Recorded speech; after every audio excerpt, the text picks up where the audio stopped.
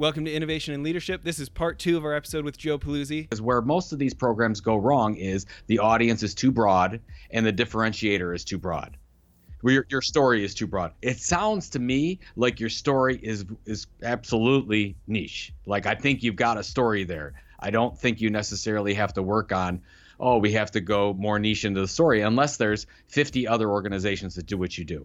This is another episode of our Innovation and Leadership series where we interview pro athletes, world-class musicians, CEOs, Hollywood filmmakers, and a wide variety of other high achievers.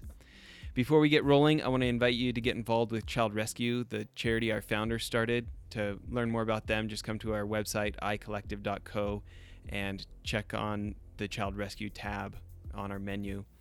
Also, I want to talk to you about one of our show's sponsors. I met these guys back on episode 6. CEO Zach Smith was telling me all about starting a skateboard company and how much he hated doing the bookkeeping for a skateboard shop, and how he really got led to start this business, Bookly, that's a hybrid combining bookkeeping software and human services. And I'll tell you why I let him become a sponsor. It's because I use their service now.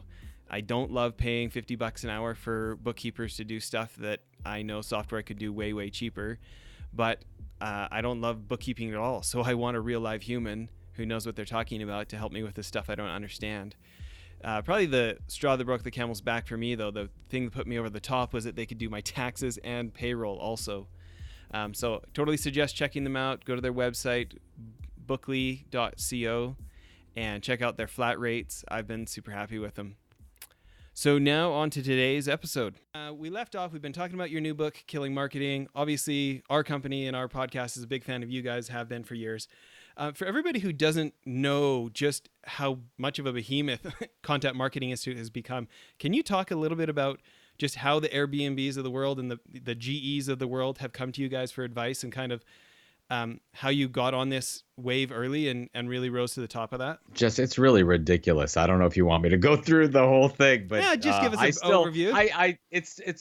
So basically, I'll give you the short story on how we fell into this content marketing thing. I mean, 2007, I was at a big media company called Penton Media. I had an entrepreneurial itch I absolutely had to scratch. I thought that there was an opportunity in this new area we called it custom publishing or custom media. And basically, building your own audience through, valuable, relevant content creation.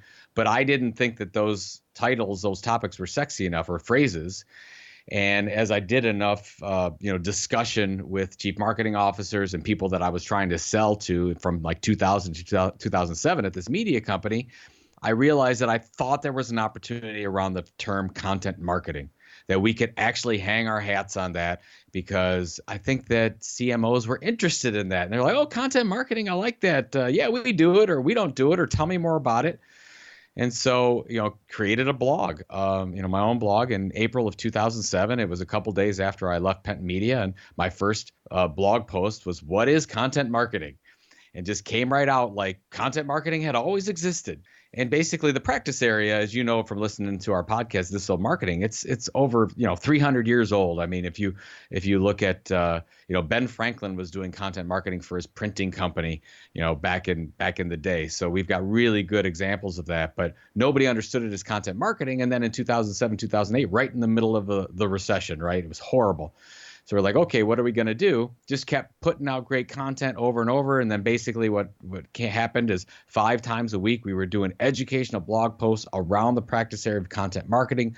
We repositioned in May of 2010, or pivoted, if you will, around the new brand called Content Marketing Institute. And there was that moment we said, look, if we're going to really make this happen, we need to have the leading online destination for content marketing. We have to have the leading print magazine for content marketing, and we have to have the leading event for content marketing. So we launched Chief Content Officer Magazine in January of 2011, and then in September of 2011 we launched what became Content Marketing World. We were hoping 100 people came to Cleveland to talk about content marketing. That year we had 600, and of course we just celebrated our 7th year. We had 3,500 marketers come from over 50 some countries. It's just amazing to see sort of the growth. We have over 200,000 in our audience right now that come to us on a regular basis. Most of our audience are Fortune 5,000 companies. We consult, we advise with, I think we've advised with like 40% of the Fortune 100. It's really ridiculous how the people that we've had the opportunity to talk to. And it really all started with something very simple. We just delivered regular, consistent content on an ongoing basis. We built an email subscriber list.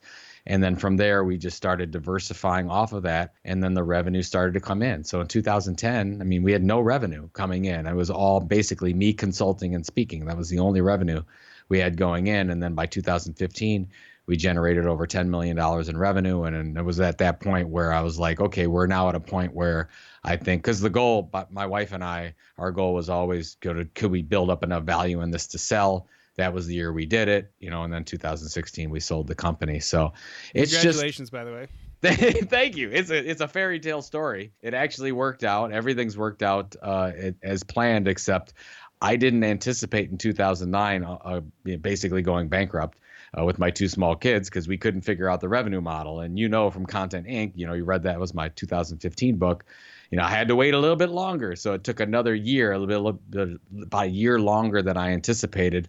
Had to figure out scrap for some money until we got to the point where we were able to generate revenue from CMI in the middle of 2010. But yeah, I mean, that's it. You do good for the community. I mean, it's funny if you talked about Airbnb and GE and all these people. I can reach out. Jonathan Mildenhall, who's the CMO of Airbnb, he used to run content over at Coca-Cola.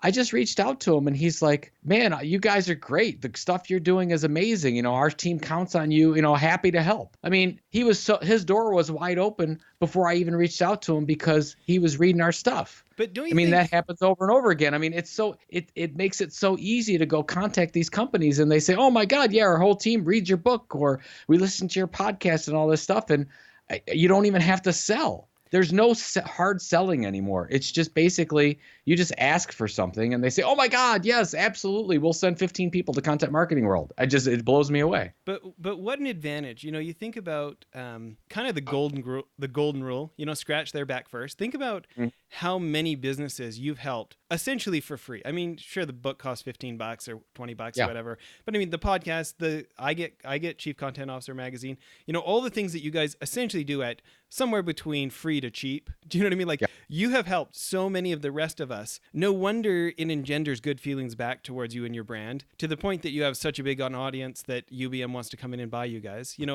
I think about Warren Buffett, how much he loves buying businesses that have reliable cash flow and reliable, market share of the customer mind. I know you got Al Rees endorsing your book, who wrote Positioning 25, 30 years ago, right? But when you consistently help people at a high level, I don't mean fluff. I don't mean some 23-year-old intern. Hey, go ahead and put some posts out. I mean, you guys are honestly trying to help people get this done without you. No wonder when they've got the real problem that they would want to call you to get your help. Well, thank you for that. To be honest, the model that, we built and you're building and then we're trying to go ahead and teach, I really don't think there's any better way to communicate. I mean, who wants to advertise their way to success? Nobody, if you even can today. I mean, isn't it all about if I can just deliver value to my customer, to my audience? That's all we're trying to do. And I mean, Don Schultz is also one of the people that had a nice little quote on the back of Killing Marketing this time. And I took in school when I was at Penn State, I had his book. His book IMC was part of my curriculum at Penn State when I was through the master's program. And I remember vividly that he said, you take the 4 Ps, you take anything. Any company out there can duplicate what you do in anything. They can duplicate your product, your pricing, your position. They can duplicate everything except for how you communicate. That's the only thing you have to differentiate. Well, if that's the only thing we have to differentiate, we better put everything we possibly can in delivering value in the communication side. And so, then go back to your, all this, good karma or whatever you will, the golden rule. Now, Don Schultz and I are friends. I'm friends with the guy that was the god to me, like when I was in college, and all because he just, he liked what I was doing. He's like, man, you're paving the way for a lot of these companies. I'll help you out. I just think that, it's funny we're having this conversation because I don't even believe it. I don't believe this is like real stuff anymore, especially when I just got done a couple weeks ago going into a big consumer brand that's just trying to do this. And this type of concept is so far away from what they're trying to do, because they're all the marketing is in their product areas, and the marketing people, basically, they create collateral. It's all about design. There's no like really adding value around the customer experience. It's all around how do we make the product better, brand better, which is fine. But you've got to remember, that's not the most important thing anymore. That changed years ago. If you have the best product, you will not necessarily win. So what do? We got to communicate the best. That's possible to do. So I actually think this is a good place to pause for just a minute to tell you about one of our show sponsors. I was actually pretty excited when Skillshare reached out. You know, a lot of our listeners know I'm a real learning nerd, really into the audiobooks and things like this. And these guys have a ton of great classes. There's like 16,000 classes on their website, but you only pay one monthly price. You don't have to pay per class like a number of the services out there. So it's unlimited access with a low monthly price kind of thing. But the breadth of the classes and the quality of them, I'm actually really impressed with. I was on there for just a few minutes and I had like a dozen classes I've saved to take. There's stuff on social media marketing, mobile photography, logo design, just all sorts of things for growing a business or creative things. And what's nice is they're letting me give away a free month. If you go to Skillshare.com/leader, you can get a free month. The class that I would recommend for sure right off the bat, though, is from Seth Godin. I'm a big Seth Godin fan, read all his books. A lot of my friends are too. But he's got a class on there called the Modern Marketing Workshop that I really could not recommend enough. I actually think it's better than a number of his books because it's super broken down, specific how-tos, answer this question for yourself, make a plan, write it down. It's not as much general marketing advice. It's like specific. You need to do stuff different if you watch this. Anyways, Skillshare.com/leader, get a free month. There's tons of stuff on there worth checking out. But my personal recommendation, the Modern Marketing Workshop by Seth Godin, is the one that I think you should at least check out. Anyways, let's get back in the interview. Well, in case anybody is not sure, I am completely recommending they go to audible.com and download the book immediately. For us, right? You know, this episode, we're getting paid to produce this episode. Skillshare is paying us to produce this episode today. And we have had things happen, like you talk about not selling. I got my first sales job when I was a 15-year-old kid. And I feel like even as CEO of companies, I've just been top sales guy, right? But the idea of not having to sell, we had a $4 billion a year agency. I had a senior executive write me an email. Just listen to your podcast. This is exactly what I needed. Thanks so much for producing it. I need personal help with our innovation and leadership. I have a budget to hire you. Can you call me? It's like the best email any sales guy's ever received, that right? is, especially from a $4 billion agency with 7,000 staff, you know? That is, I got to tell you this because it's exactly what happened. And it was one of the best moments because we were just getting started. So this is about 2012, 2013. We were just getting rolling. And I was asked to go in, I better not say the name of the company, but I was asked to go into maybe the most prestigious media company I've ever been in. And I was asked to talk to their sales team about selling, content marketing consulting services. And I went through in my first slide, just to give me some credibility, I said, we've advised and consulted for these companies up here. And it was like, maybe 20 of the Fortune 100. You could just imagine all the companies that are on. It's a great slide that shows all the great companies that we've worked with. And there was a hand raised there and said, these are all the companies you have on your slides. That's all the companies we're trying to target. It's like, how did you go out and get that business? And I said, they filled out a form on our site. And they're like, no. I'm like, yes, they filled out a WooFoo form on our site. And we got it and said, please, from the chief marketing officer, would you please contact us? We need your help. And It's almost laughable. It is laughable. Because how hard could you work getting past gatekeepers, trying to sell somebody who doesn't think that you have something to add, right? Oh, yeah. And it's the same thing. We've done a lot of work with consultants, like in consultancies. And they're like, oh, I don't want to give everything away because then if I give it all away, they're not going to need me. And we're like, well, first of all, if you don't give it all away, they're not going to know how great you are. If you're going to keep it back, because somebody else is going to give all that information away. So, what are you going to do? And then I also say, well, if somebody takes all that information and they're going to go ahead and use it themselves, You don't want that person as a customer anyways. You want the ones that say, that's too hard. I want to pay somebody big money to do that for me. And look it, there's a company out there that does it already, and I subscribe to their podcast or videos or whatever. And they don't even need to do a background check, right? They don't even have to do an RFI. Yeah, they've been doing a background check on you for weeks and months. They've been listening to your show or watching your videos. They already right? know. They already believe it. And the best thing is when we go, because it's a small portion of our business is advisory, and Robert Rose runs the advisory division. We are never in a situation where we're competing with anyone. They reach out to us. They say, here's what we want. Here's what we will pay you for it, or they'll just match it. Nobody has ever said that's too much. Like nobody even ever. We don't ever have price issues or anything. They're just like, oh God, I believe in you. I want you. Are you available? Let's make it happen. And, of course, this is after 7 years of doing this over and over and over again. And now it seems easy to do it. But man, I mean, the proof is in the pudding, right? You're seeing it. I'm seeing it. Of course, we're trying to talk to people that are listening to this just to get the religion to try it. And it absolutely works. It's just hard to believe sometimes. No kidding. Well, listen, one of the things we'd like to ask all our different guests, and it's fun to actually have a marketer on the show for this one, is we've got a charity called Child Rescue. It's helprescueachild.org.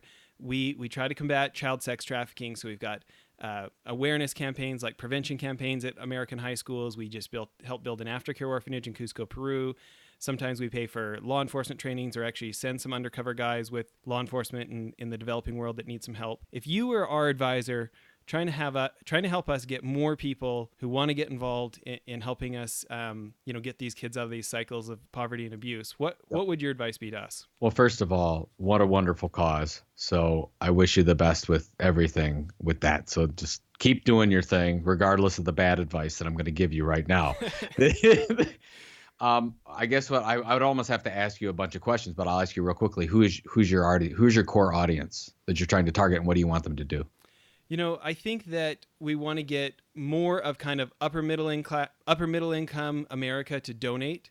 And I think we want to get more people to come on the trip and come down and volunteer at the orphanage in Cusco and have a personal experience. So these kids aren't a statistic anymore.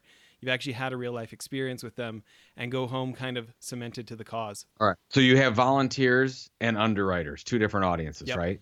Okay. So the one thing that so right there, you've got two fairly broad audience groups. Mm-hmm. So what I would think that you were going to do, because you can't boil the ocean, those are too broad. Even if you get upper middle, you want to keep going deeper and deeper. Well, is it upper middle class in this area of the country? Is it this county? Is it this city? Is it go? Maybe it is, maybe it isn't. Are we sure it's upper? Is it, what does that mean? How much money? How much disposable income do they need? Get specific. Really get specific, because where most of these programs go wrong is the audience is too broad and the differentiator is too broad. Your story is too broad. It sounds to me like your story is absolutely niche. Like, I think you've got a story there. I don't think you necessarily have to work on, we have to go more niche into the story, unless there's 50 other organizations that do what you do. I don't know. It sounds like there's probably not.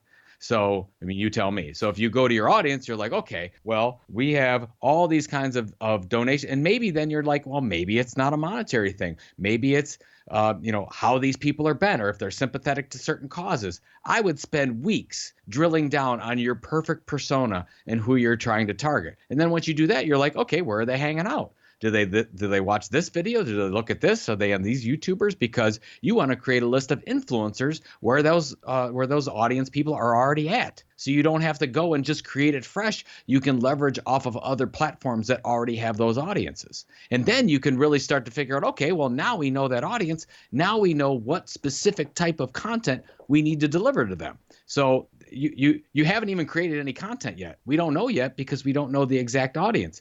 Then go to the other side, the volunteers. Same thing, right? Of course, do you want anybody to volunteer? But who really would volunteer for this? What kind of people are they?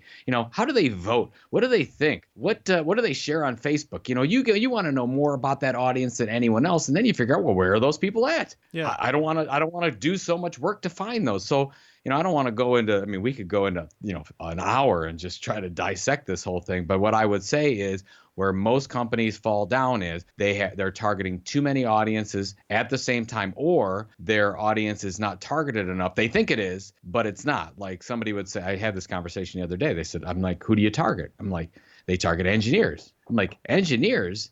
Like, electrical engineers, civil engineers, like who are we targeting? I'm sorry, there's a woodpecker like right outside my window.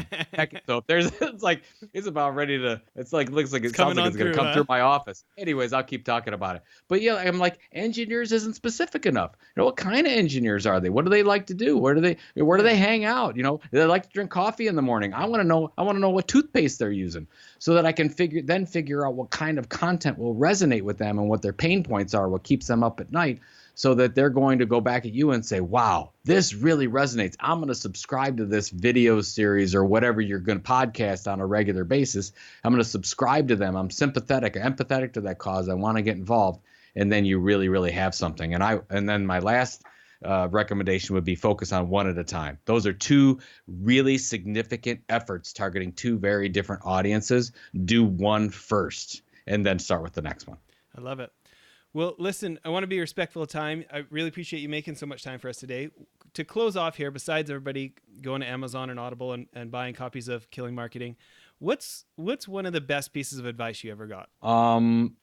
I read a few books when I got started into business. One is Think and Grow Rich. The other, oh man, I can't believe this knocking. Can you hear that knocking? Just a little bit. Terrible. Yeah. Okay. Whatever.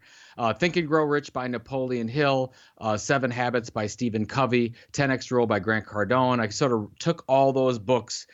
And the thing that has helped me more than anything else is I wrote down 3 to 4 very measurable goals in 5, 6 different categories. So what are my philanthropic goals? What are my career goals? What are my family goals? What are my spiritual goals? What are my health and fitness goals? And I put numbers to those very specifically, and I reviewed those every day. And there's probably no greater credit that I could give for actually selling the company than every day looking at when do I want to sell and how much do I want to sell it for? Because if you focus on that every day, you focus on the right things. You don't get bogged down in email. You don't do strange things. You focus on the things that are right in front of you. And these are the goals that you need to accomplish today. And that is the thing that I just can't live without that. So, writing down your goals, be very specific with them, make sure they're measurable, review them on a regular basis. I don't think you'll find anything that will help you more than that. I love it. Let's end there. But I really appreciate your time today. Oh, thanks for the opportunity. That was fun. That was part 2 of our interview. If you missed part 1, please go back an episode and download the episode before this one for the first half of the interview. As always, please check icollective.co for show notes of things referenced during the interview and to learn more about our guest. And if you're interested, we'd love to have you learn more about the charity Child Rescue. Go to the menu page on iCollective and click on Child Rescue. Thanks so much.